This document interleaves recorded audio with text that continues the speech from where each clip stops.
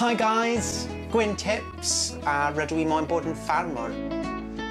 A wi'n meddwl byddai fi'n dod â glitz and glamour i ddiffermio gain. Barod!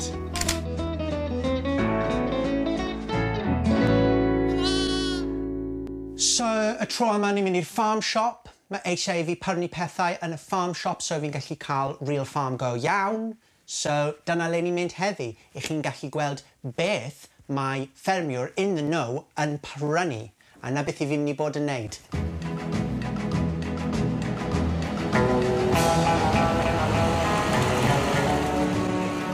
Beth yw ffermiwr heb peiriannau i ffermio? Just dyn mewn cae. Dewn ni di fynd siopa.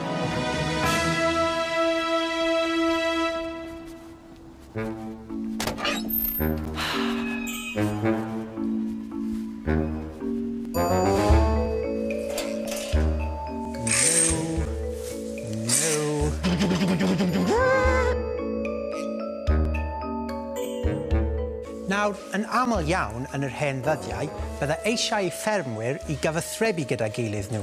Wrth gwrs, mae fe'n milltiroedd i ffwrdd o'r ffarm nesaf, so fel i'ch chi'n mynd i alw nhw, gydag un o'r rhain. Corn gwlad yw hwn, bydde ffermwyr yn defnyddio i gyfathrebu dros pellter hir iawn, i weid, hei, fel mae'r defaid yn neud.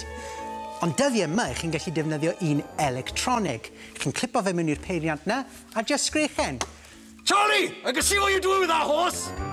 Easy. Mi'n gwybod beth mi'n o'r rein am.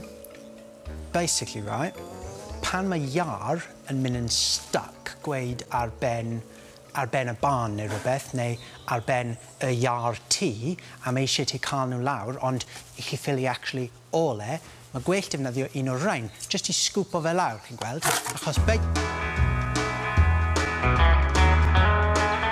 Whoa, big mama! Yarg! Na, nid mor leidr i fi. Urban farmer dwi. Beth byddwn ni'n defnyddio un o'r rhain am? Ife A, i dorri gwair.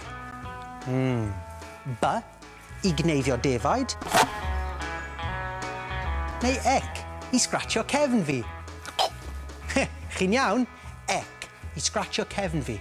Achos mae gwaith fel urban farmer yn gwaith itchy iawn, yn enwedig gyda glaswellt. Y GE150, ffantastig. Mae eisiau un o'r ein o fi ar y fferm. Wy'n cael lot o broblemau yn ddiweddar gyda adar bach yn bwyta hadau. Mae beth i eisiau yna fi i ddelio gyda nhw. Chi'n llenwi hwn lan gyda dŵr, a mae'r adar bach bychain yn dod lawr i ifed y dŵr neu cael bath mewn na, ond mae twll mewn na. Maen nhw'n cwympo lawr y twll a mae doi llafn super sharp yn y peiriant sydd yn torri nhw lan i pieces bach. Wedyn chi'n gallu defnyddio nhw fel fertiliser. Diolch yn fawr.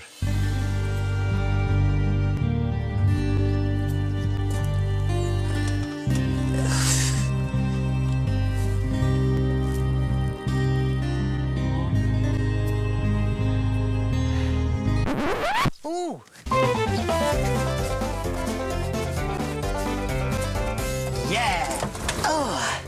Right, mae hwn yn maint berffaith i fi. Wy'n byw yn leafy West London a sdim lot o lefydd i barcio. Bydd hwn yn parcio unrhyw le. Mae hwnna yn rhy fawr a bydde fe'n costi gormod ar congestion charge os mi eisiau fi nipo mewn i Harvey Nicks neu Liberties. Get away, you wanker!